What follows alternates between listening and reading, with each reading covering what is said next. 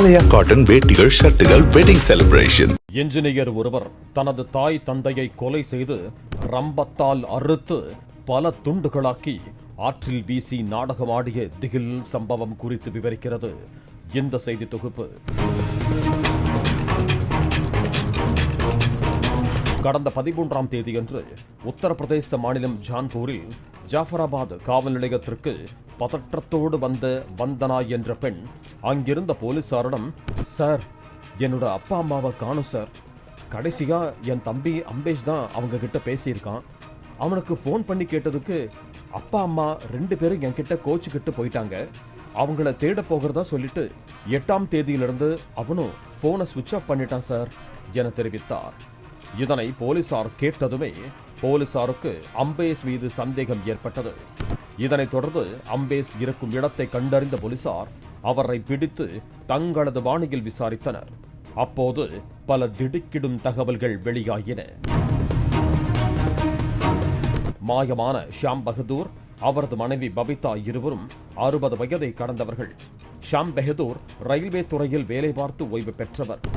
ஷாம் பெஹதூர் பபிதா தம்பதிக்கு 3 மகள்களும் 1 மகனும் இருக்கிறார்கள். இதில் மகன் அம்பேஷ் என்ஜினியராக வேலை பார்த்து வந்தார். கடந்த 5 ஆண்டுகளுக்கு முன்பு கொரோனா காலகட்டத்தில் அம்பேஷ் வேற்று மதத்தைச் சேர்ந்த பெண்ணை காதலித்து திருமணம் செய்து கொண்டுள்ளார்.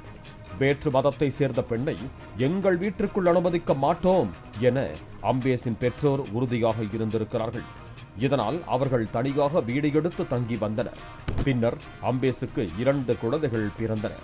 இதையடுத்து ஷாம் பெஹதூர் தனது மகன் அம்பேஷிடம், நீ அவளை விட்டுவிடு என வற்புறுத்தி வந்ததாக கூறப்படுகிறது. ஒரு கட்டத்தில் இதற்கு சம்மதித்த அம்பேஷ் தனது மனைவியை பிரிய முடிவு செய்தார். இருவரும் பிரிந்த நிலையில் அம்பேஷ் திருமணம் செய்த பெண் தனக்கு 5 லட்சம் ரூபாய் ஜீவனாம்சம் வேண்டும் என்று கேட்டிருக்கிறார். அம்பேஷ் தன்னிடம் அவ்வளவு பணம் இல்லாததால் தனது தந்தையிடம் பணம் கேட்டிருக்கிறார். அதற்கு நான் எதுக்கு பணம் தரணும் என கூறி அவரது தந்தை பணம் கொடுக்க மறுத்துள்ளார். இதனால் ஆத்திரமடைந்த அம்பேஷ், உங்க பேச்சை கேட்டுத்தானே அவளை விட்டு பிரிஞ்சேன் என தந்தையிடம் வாக்குவாதம் செய்துள்ளார். ஒரு கட்டத்தில் வாக்குவாதம் முற்றி அருகில் இருந்த பெரிய கல்லால் அவரது தாயை தாக்கியுள்ளார்.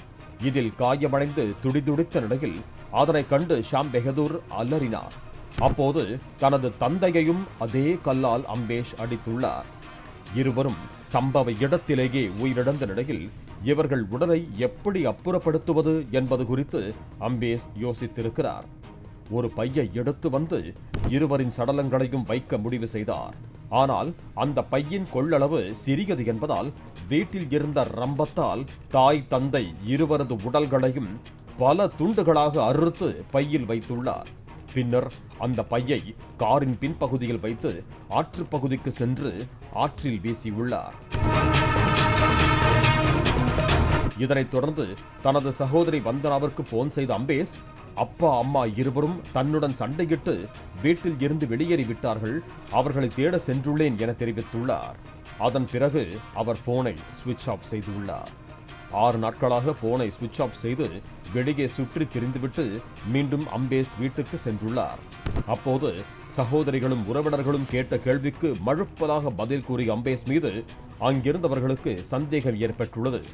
இதனைத் தொடர்ந்து அம்பேஷின் சகோதரி காவல் நிலையத்தில் புகார் அளித்ததும் போலீசாரிடம் அவர் சிக்கியதும் தெரிய வந்தது.